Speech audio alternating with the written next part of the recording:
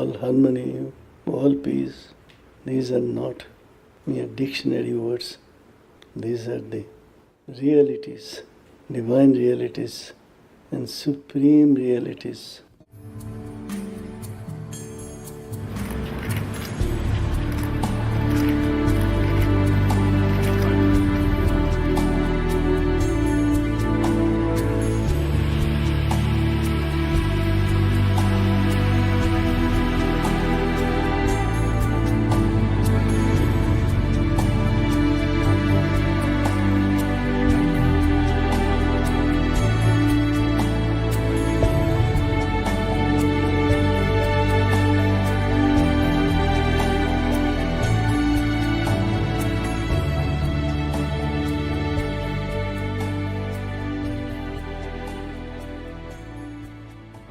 The hour has come to bring peace and cooperation.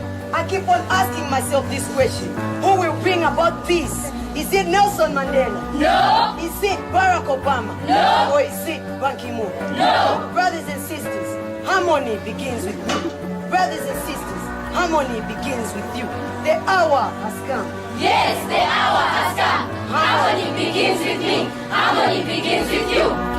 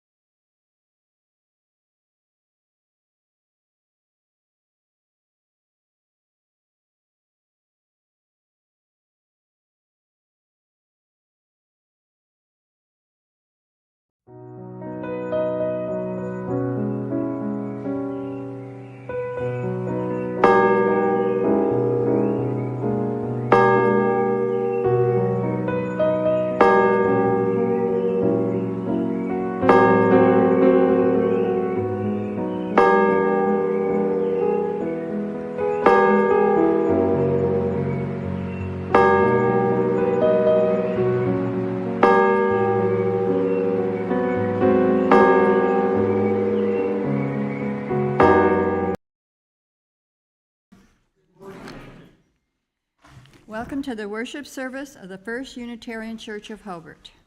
My name is Barb Langle, and I participate in the life of the church by serving on the Board of Trustees.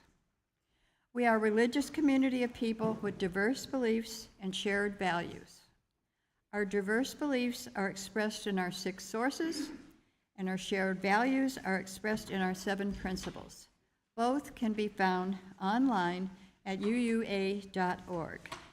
Together, we strive to grow spiritually, build community, and live our values in the world. I have a few announcements.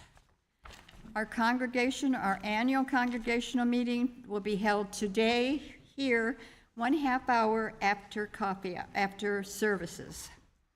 We ask that all voting members attend.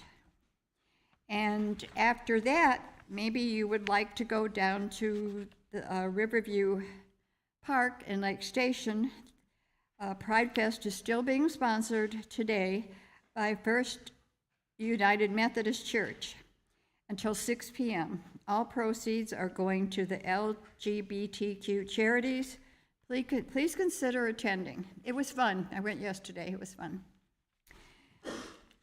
We will be hosting a rally for reproductive freedom on June 24th, the 2nd anniversary of the reversal of Roe, from 6 to 8 till 8 p.m. here in front of the church. Doors will be open at 5 for sign making and snacks. Invite your friends and family to join us. If you would like to help plan this event, please contact Michelle or Gail. The 4th of July Planning Committee is giving out snow cones during the 4th of July parade here in front of the church for our anniversary, 150th anniversary. If you would like to volunteer to help out, please let Michelle, Tracy, or Joey know. Our Finance Committee has an announcement.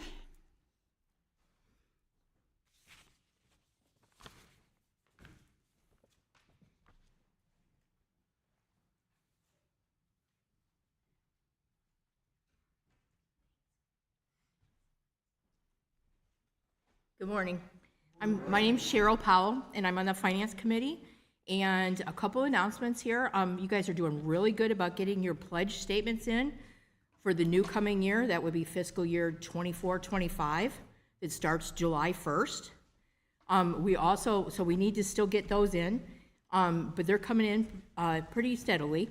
And then more importantly, right now we need to concentrate on finishing this fiscal year that ends June 30th. So if you haven't got your pledge, your committed pledge for this year, your payments in, they need to be in before the 30th of the year, of the month in June.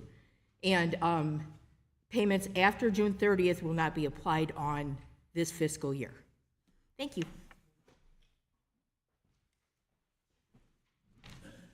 Thank you, Cheryl. And the sooner the better, everybody. Let's go, let's go. When Pastor Tom is not in the pulpit, we invite a guest or a member of our congregation to speak. Today, we have our OWL team. The teachers, the students, the parents.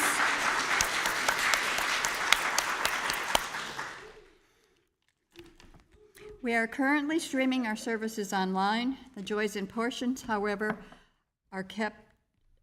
we take a break during that time. Other than that, the service is recorded and will be available for future viewing on Facebook, YouTube, and the church website. Now please let your Facebook and Twitter friends know you are attending worship with hashtag First Unitarian Hobart. Silence your devices. Take a deep breath. And another. And join us in the spirit of reverence.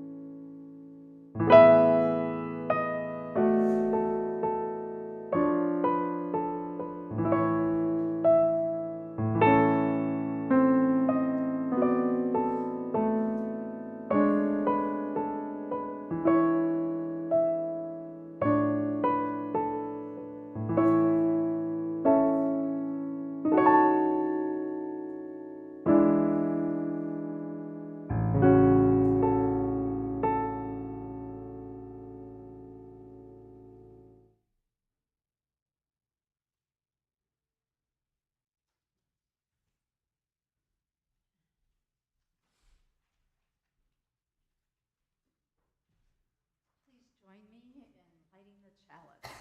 The words are on the screen and in your order of service. We gather this hour as people of faith, with joys and sorrows, gifts and needs. We light this beacon of hope, starting our quest for truth and meaning, in celebration of the life we share together. Morning, everybody. Whoever did the owl hooting earlier, that was awesome. We'll take more of that today, so that was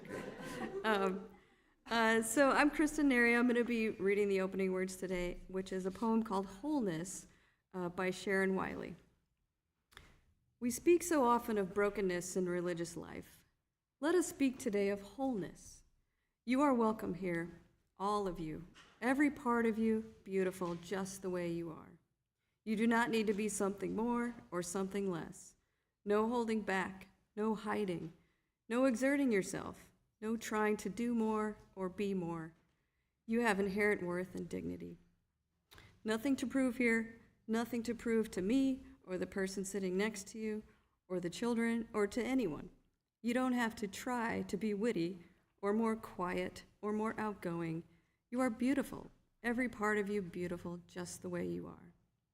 You do not need to change anything about yourself to be welcome here. Your skin, your hair, your belly, your limbs, your face, all beautiful. Just the way they are, you are extraordinary. Each and every one of you different from each and beautiful in your own beautiful way. Breathtaking. Let us worship together. Now, please join me in the opening hymn and sing along number 346. Come sing a song with me.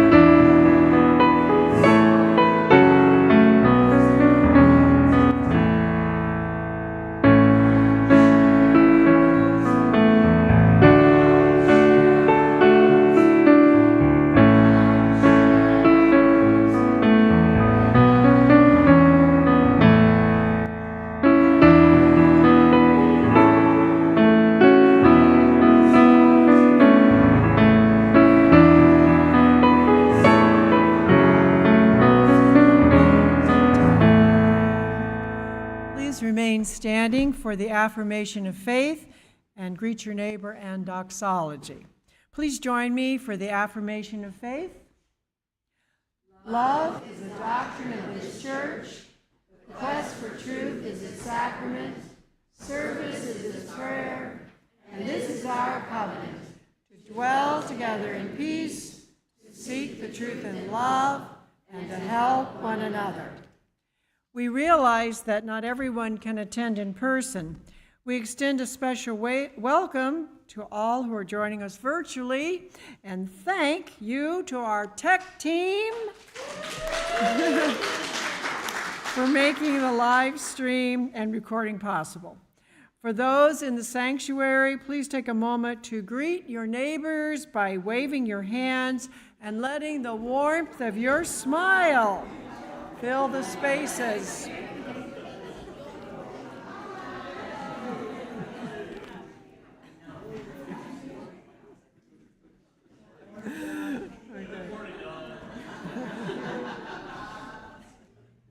Good. Please join us for the doxology.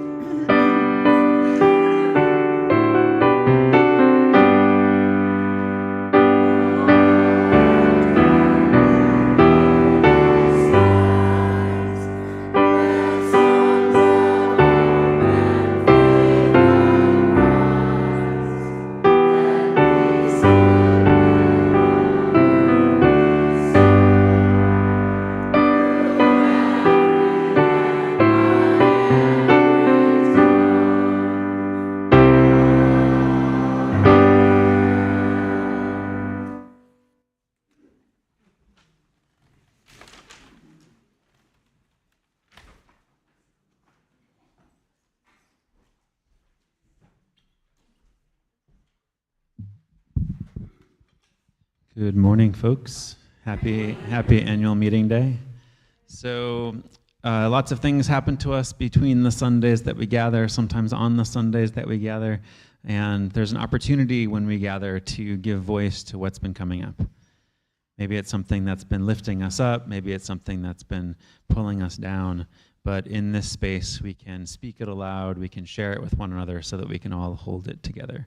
And so I'll invite folks to share joys and sorrows with the room. And I just would invite you, if you have a joy or a sorrow to share, when I come up with you with the microphone, just to share with us your name so that we know who you are. Does anybody have a joy or a sorrow this morning? Yes.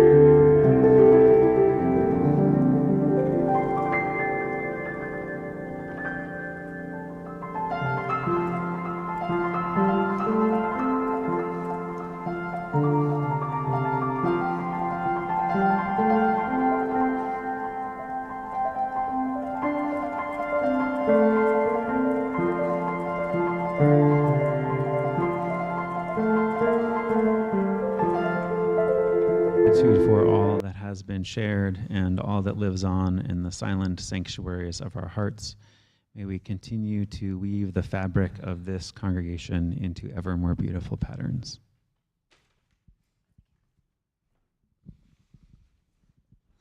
Now we're going to have the kids' story, and our own OWL participant, Birdie Mays, is going to read the kids' story. So give her a big, warm welcome.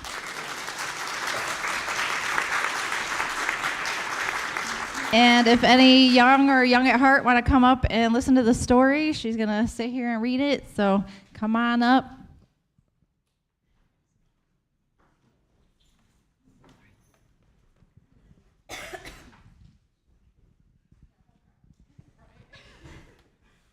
Everybody gathers. I love my body because it takes me where I want to go. It moves in and out of playgrounds, libraries, and worlds. It helps me hug or kiss the people I love when we both want to, and high five, clap, snap, or laugh. I love my body because it has rolls and curves like waves in the ocean. It can swim, lie on the beach, and build sand castles. I love my body because it has lightning bolts and tiger stripes that glitter in the sun. It's strong enough to decide what it wants to do, like explore the neighborhood, help carry groceries, and do yoga. And soft enough to be a shoulder to lean on, a stomach pillow. My body is home to my brain, which soaks up new facts like a sponge.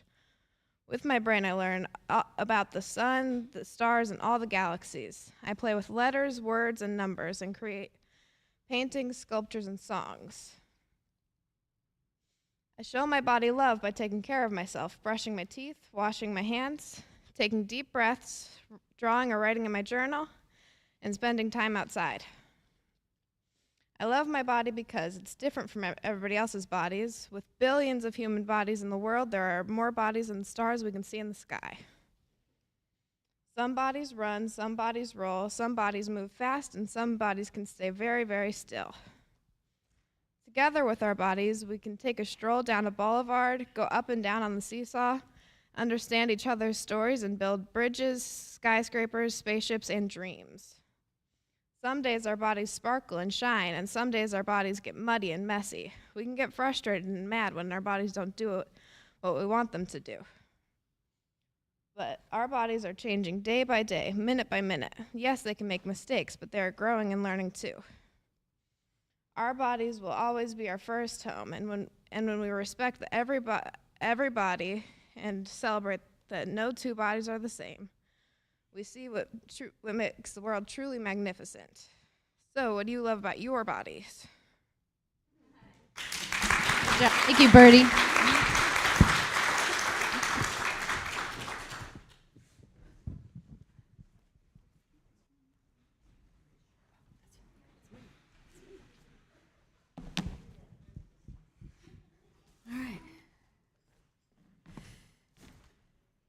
That was a great story. And now we're going to have another poem. This one is called Embodied Connected Pleasure by Adrienne Marie Brown. True pleasure, joy, happiness, and satisfaction has been the force that helps us move beyond the constant struggle, that helps us live and generate futures beyond this dystopic present, futures worthy of our miraculous lives. Pleasure, embodied, connected pleasure, is one of the ways we know when we are free, that we are always free, that we always have the power to co-create the world. Pleasure helps us move through the times that are unfair, through grief and loneliness, through the terror of genocide, or days when the demands are just overwhelming. Pleasure heals the places where our hearts and spirit get wounded. Pleasure reminds us that even in the dark, we are alive. Pleasure is a medicine for the suffering that is absolutely promised in life.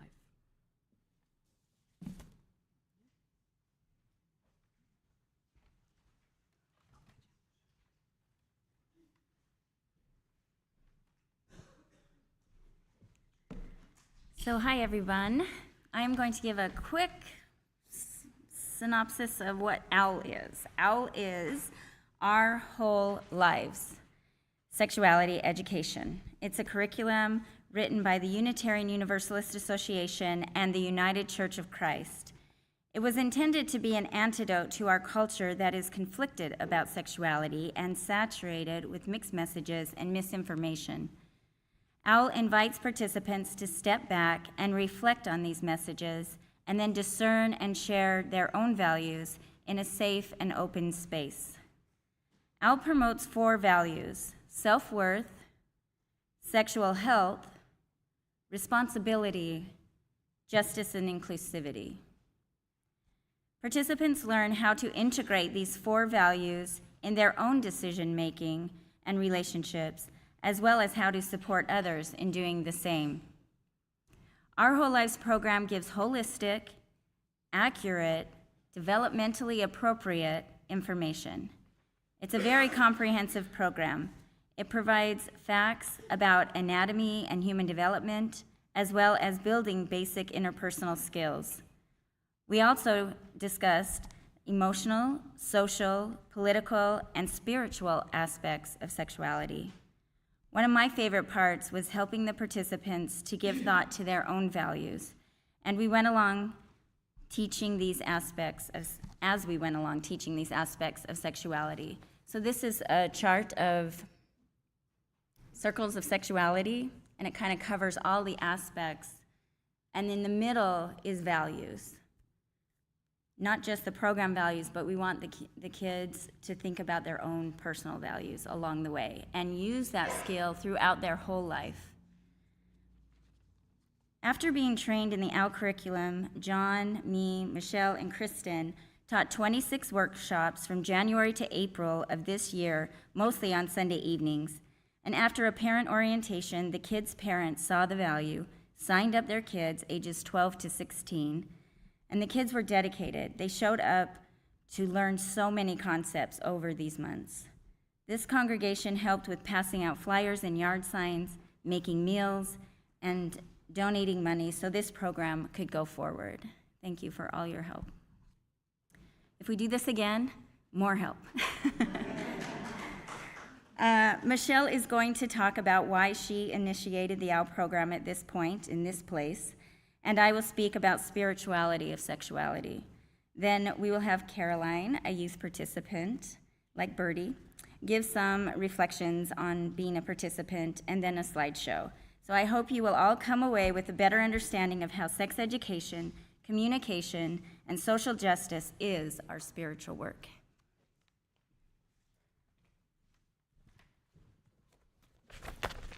Can you guys hear me okay? Yeah, okay. I'm Michelle Farrell. I'm the chair of religious education at this church, and I'm also an OWL facilitator. Most of you know that I have a pretty big fear of public speaking, but this church is always challenging me to do things that are out of my comfort zone, whether that's public speaking when there's something that I feel passionate about, or in front of the teens in the OWL sessions where, especially at the beginning, they are just kind of looking at you like you have 3 heads. I was thinking maybe this is a little bit easier, but now that I'm up here, I don't know.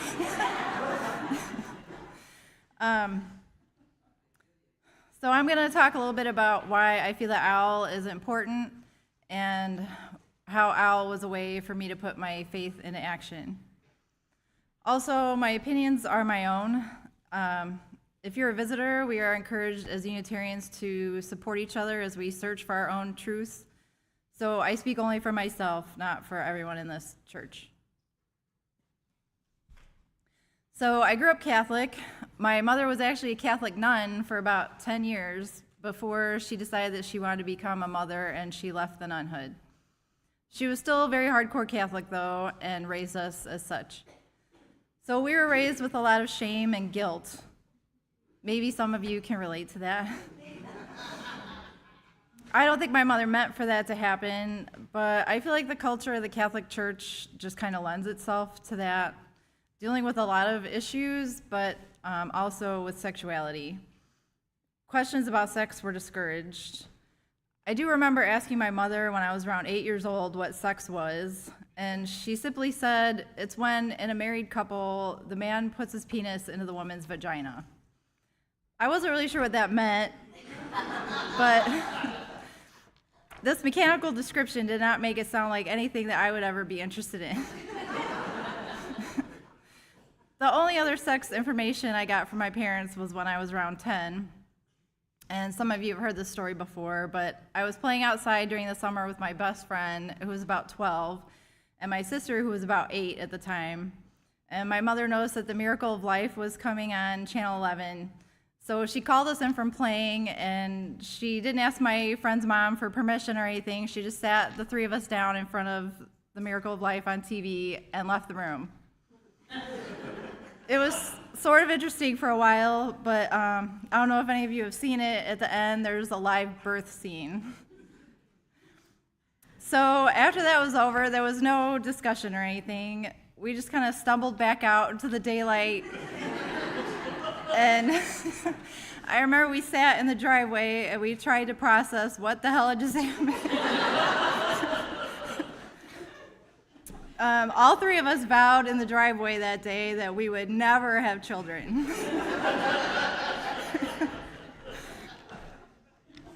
Eventually, all three of us did end up having 2 kids apiece. But it was not until after I got married that I changed my mind. It did not keep me from having sex before marriage, though. But I went to public school for high school, and in Crown Point in those days, we did have good sex education. And Mr. Openheist, my health teacher, did a great job teaching us about birth control and STDs, filling in all of the information that I did not get from my parents. So I was able to uphold that vow I made in the driveway that day until I did change my mind because of the education that I received at public school. My Catholic education before high school was different. I remember having a list of seven mortal sins in the back of our religion workbook from grades 1 through 8. So those were the sins that you were told you would go to hell for if you committed them and did not repent. One of those sins was sex outside of marriage. This always seemed a little extreme to me. I always questioned a lot about the Catholic faith from a young child, which I think drove my mother crazy. But a lot of it sticks, even when you don't really want to believe it, when you're told that something's true from when you're a young child. So as an older teen and young adult, a pretty big part of me still thought it was possible that I would go to hell for sexual exploration with people I dated. You could be forgiven if you were truly sorry for your mortal sin and asked for forgiveness. And I was sorry at times, but not for my actions themselves, but rather for my poor choice of who I decided to partner with.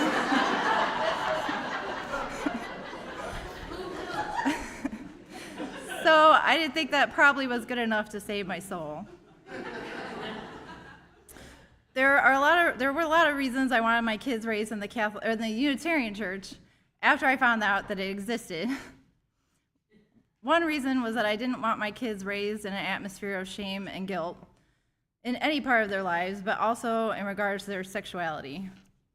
I was really excited when I learned that there was a curriculum about healthy sexuality for teens in the Unitarian Church that we could share with them. So when our daughter Corinne became a young teen, we reached out to First Unitarian Church in Hyde Park and partnered with them to provide OWL for my daughter and the other teens in our church at that time.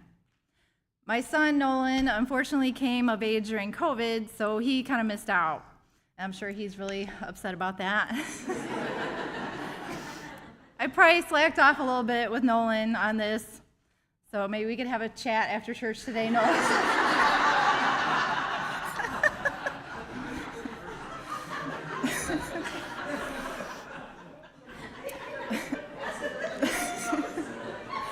But I definitely feel that Al helped empower my daughter to make better decisions about her relationships than I made at her age.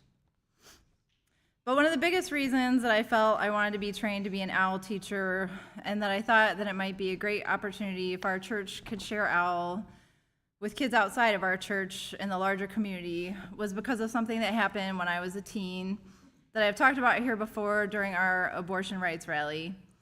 When I was 13, still in 8th grade at Catholic school, my teacher told a story about how when she was a freshman in college, she had found her college roommate dead in the bathroom after the girl had attempted to give herself a coat hanger abortion.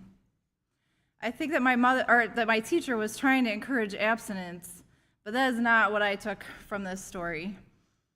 I remember asking my mother why the girl didn't just go somewhere to get an abortion, and she told me that abortion had been illegal then. And I just couldn't believe it, that in this country that a girl could have been so desperate for an abortion and not able to get one. So this story has stayed with me my whole life, and when the topic of abortion comes up, I frequently think of that nameless, faceless girl. When the Dobbs decision was overturned Roe, I felt a deep sense of grief and anger. I worried about the kids growing up now, that they will grow up with fewer choices and good information than I had growing up. I'm embarrassed to say, until I got this t-shirt, I didn't realize that Roe was decided in 1973, the year that I was born. So now I consider myself a child of the women's reproductive rights era.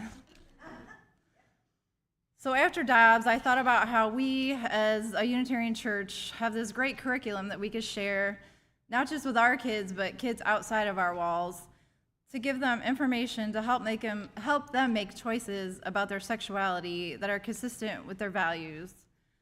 And if I could keep just one kid facing difficult choices and situations in their life from feeling as hopeless and powerless and alone as that girl in that college dorm bathroom must have felt that night, then I have made a difference. I also wanted to thank the other OWL facilitators, John, Ruth, and Kristen. We all worked together, and even when we didn't agree, we worked it out, and I think it came together really well. But I guess you'd have to ask the kids. The kids were great also. They were good sports about being somewhere, talking about their values and sexuality, when I'm sure there was a million other things that they would rather be doing. We were blessed to have such smart, fun kids in our sessions, and I wanted to thank our OWL participants, Bertie and Caroline, for helping out with the service today, so let's give them a big hand.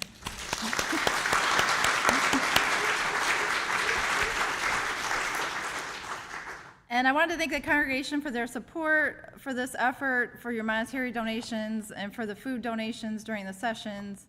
Without all of this, this would not have been possible. Thank you.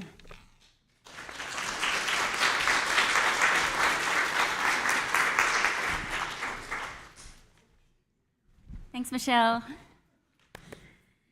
So, my talk. Sexuality and spirituality.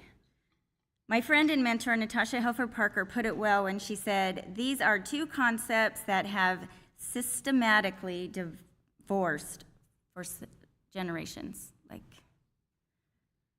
And most people think the opposite of sex when you mention spirituality. So how do we bring them back together? How do we marry them again? So I'm a marriage and family therapist, sex therapist, raised Mormon as Natasha Helfer Parker. And I know she understood when I told her, well, marrying spirituality and sexuality is my personal, professional, and spiritual quest. And I know she shares the same desire.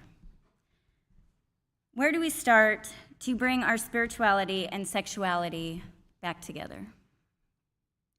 I have so many books and people to quote with ideas and philosophies over time and cultures that I could use, from feminism to spiritual traditions to human development, and it made it hard to write this talk. But to be honest, I want to simplify, if I can, unifying themes through them all. I only have a few minutes here after all, so I'm going to simplify this. If I was to sum up how to bring spirituality and sexuality together to its most common denominator, and anyone can challenge me on this if you want, but I would start with bodily sensations. You might be skeptical. Not everyone considers themselves spiritual, and not everyone identifies strongly as sexual, but stay with me.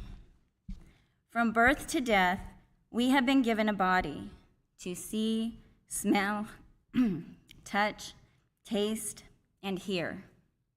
No matter what our physical disabilities may be, we still have bodily sensations and are sexual beings. Our bodies are the way we experience all things spiritual. Hear that? Spiritual. It's the way our soul is touched. Our intellect grows. How could we have a spiritual experience, being aware of something bigger than ourselves that creates a sense of awe and wonder and growth? How can we have that experience if we don't have a body to feel that experience with? Not everything is spiritual, and not everything is sexual, but everything is sensual. Our bodily senses stimulate our mind with information. We learn about ourselves, our relationship to others, our soul awakens and gives meaning to this. We long for meaning. So start wherever you are in life. Challenge whatever misinformation you have been given about your body and its place in your sexual and spiritual life. Break through any controlling rhetoric and negativity about your body that keeps you fearful, stuck, or numb. Our senses will help us identify the shame and the pain we carry. Just start wherever you are in challenging what you have been taught that separates your body from your spirituality. And let your body inform you what is beautiful, right, and worthy for you. The goal is to bring back trust in yourself, trust in your body's wisdom, to guide you to your joy, your purpose. It is a discovery of your own voice, your own values, your healing path. And we are all at different developmental levels in claiming and reclaiming our spiritual and sexual selves, but we all deserve to claim it. The simplest daily practice of being aware of our senses is a spiritual and sexual practice because it opens us up daily. These daily ways can set fertile ground for more rare, ecstatic experiences too. But do not discount the meaning and the joy in the everyday common experience. I'd like to do a simple meditation. Close your eyes if you're comfortable. Take a deep breath through your nose and out your mouth. One more time. Deep breath through your nose and out of your mouth. Now think of a scent or a smell that you love. This scent opens your nostrils, it wakes you up and excites you. Imagine how you feel in your body as you imagine this scent.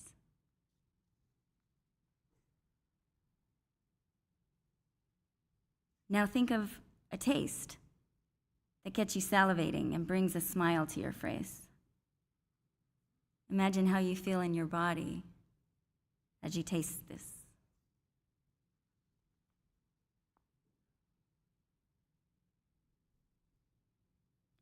Now think of something you like to look at that unconsciously dilates your pupils and brings you joy. Imagine how you feel in your body as you see this.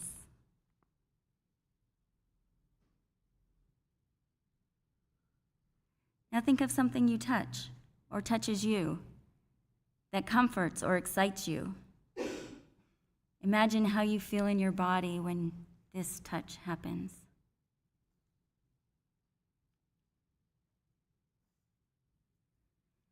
Lastly, think of something you like to hear or listen to that soothes, or maybe that sound perks you up.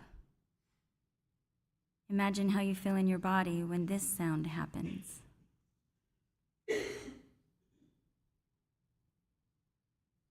Great, thank you. Open your eyes.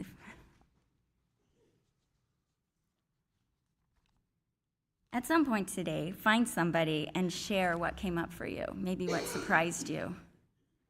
And if they were in this room, be curious about what might have come up for them too.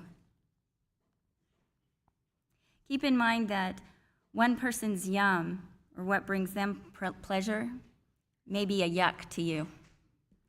I did this with a friend and she goes, "Oh, I hate coconut. I hate the smell, the taste, I hate coconut." And I'm like, "Oh my gosh, I love the taste of coconut." Anyway, so it is there's a phrase that, I don't know where it came from, so I'm sorry to who coined this phrase, but it says, "Don't yuck my yum, and don't yum my yuck." So it is a maturity and a spiritual practice to be curious and then accept how somebody else has their own bodily senses that inform what they desire and what pleases them, especially if it is different from our own. It is a spiritual practice. It need not be a threat to accept differences. There is enough to do and experience in this world that we can find common ground and respect each other's individuality and diversity. So strive to be aware and be curious about yourself and others. Try to enjoy what you are sensing in life. This is play, wonder, it's pleasure, joy, connection with yourself and others through our senses. It's healing. You deserve to feel pleasure, to get your needs met, to have meaningful relationship with others as they strive to do the same with you. This is my prayer for men, women, transgender, gender fluid, gay, straight, bi, asexual, and all other labels you might give yourself around your gender or sexual identity. This is my prayer for Christians, Catholics, Protestants, Mormons, atheists, Muslim, Buddhist, pagan, and all the traditions or other religious or spiritual identities. Even the nuns, not the nuns like Michelle's mom, but the nuns like they don't identify or give themselves any spiritual or religious label. Yes, it is my prayer for you. You deserve love, respect, belonging, bodily autonomy for your pleasure. I pray for you on your journey of reclaiming and healing, and I pray you will see that spirituality and sexuality are one through our bodies, our beautiful, glorious bodies. Thank you.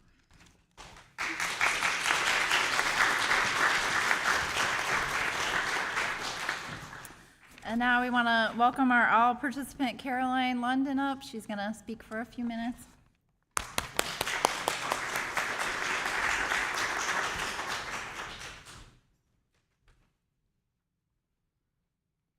Hello, everyone. I'm very excited to be here. This is my first time in this church. So in January through April of 2024, I participated in the OWL program, as Ruth said, also known as Our Whole Lives. I feel like Our Whole Lives means more than just like finding your sexuality. It's more than anything that, like an embarrassment or being so uncomfortable that your parents can talk to you about it, or the other way around, your parents too embarrassed to talk about it with you. The four teachers set up a questions box for any questions that we've had. And honestly, this was very helpful because it was left anonymous, so it gave us a voice that was, of course, not revealed to the entire class, so that any questions that we felt were embarrassing or uncomfortable, they got to address those questions personally, and they didn't address our names. Nobody felt as embarrassed as everyone already was in the beginning, because, of course, we did, in fact, look at all of them like they had 3 heads. After every month, I began to feel more and more at ease. They welcomed us through the doors every single time with a welcoming smile. That first time we went through the program, what it was going to be about, as in front of me you could see the circles of sexuality, sensuality, intimacy, sexual identity, sexual health and reproduction, and sexualization. Everyone also introduced us what was in the middle of that diagram, values. Values all tie into the circles of sexuality. They represent your wants and your needs in a relationship and what to do in situations that may be very embarrassing to talk about. This program, OWL, helps you find yourself, from the 6 of us, in that class and what our values were. Not every class was just a lecture. Every time we would do an activity, whether it was auctioning our values in the beginning, putting together an anatomy puzzle. There was one stood out to me the most. My friend Birdie over here, we practiced putting on condoms on cucumbers. There was one Sunday where a group of people came to talk to us to share their stories on finding their sexual/gender identity. They talked about their childhood, and each and every one had a unique story to share with the 6 of us. For me, I have a transgender sister, And those stories made me realize and really opened my eyes on like what she was going through. And I feel very much sympathy for what she was going through. One of our very last classes was a trip to Planned Parenthood. All I knew about Planned Parenthood was that they were all about women's health care. It is so much more than that. Everybody was so incredibly nice and gave us a tour of the place. They talked about what they do and provided any resources we may have needed. Finally, this program couldn't have been done with the 4 incredible teachers, Ruth, Michelle, John, and Kristen.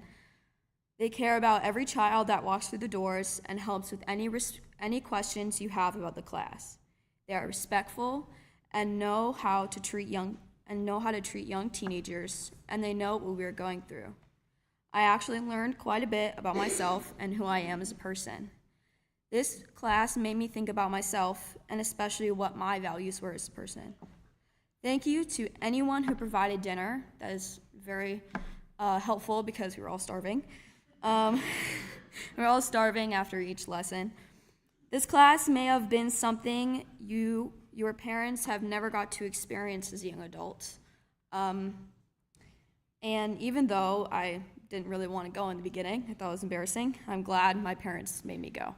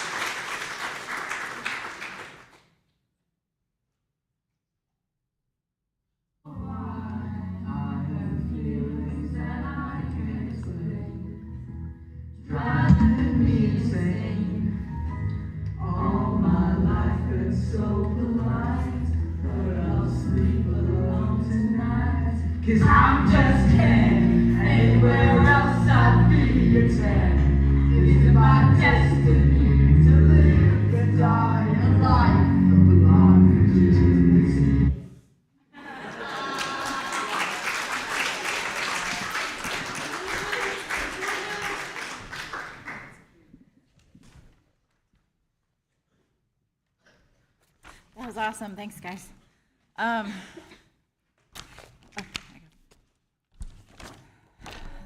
is the time in our service for the offering.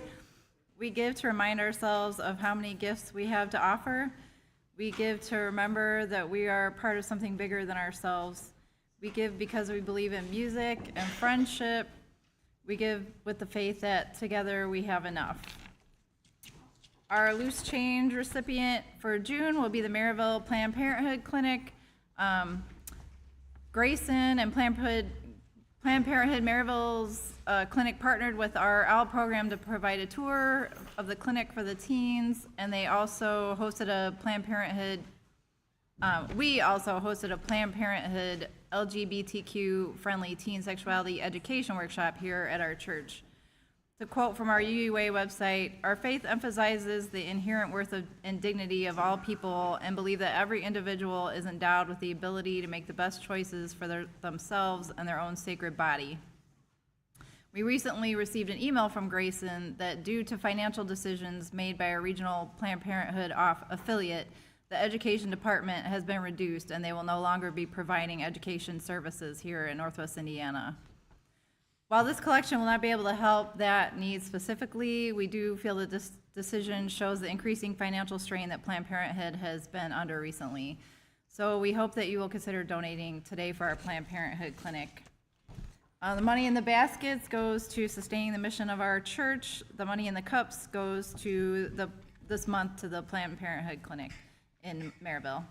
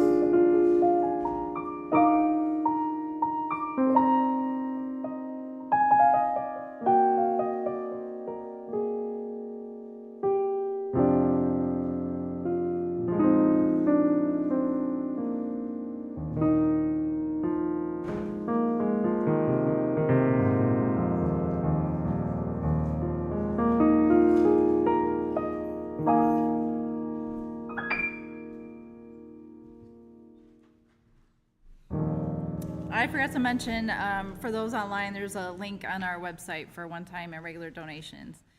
For your prayers, your presence, your service, and your gifts, we are truly grateful. Now,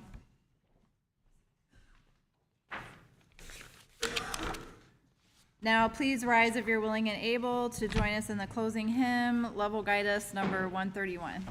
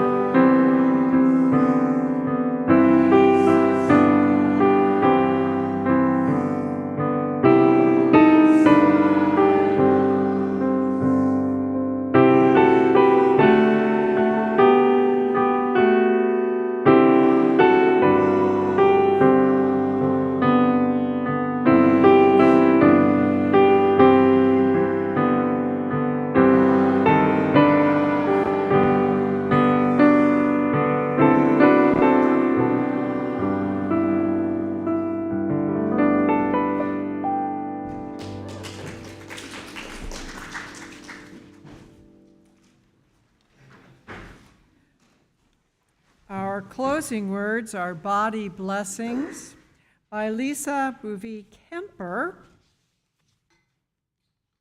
And if you'd like to close your eyes, you are welcome to. Please touch your hands to your own forehead if it feels natural to you.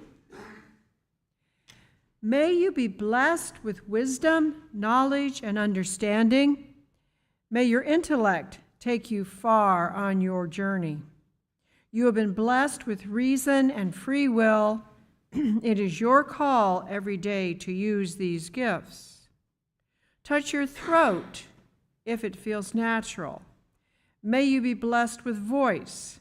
May you learn the complex nature of truth-telling. The ability to speak the truth in love is something that requires honesty, empathy, and care. You are challenged every day to seek the joy that comes with sharing your truth compassionately, as well as listening to others. Touch your heart. May your heart be full and blessed with love. May you know the agony of heartbreak as it is intertwined with the elation of true love. Your heart is a strong and resilient organ, one that will be with you until the end of your time on earth. May you heed the wisdom of your heart and always trust the truth it tells. Touch your abdomen.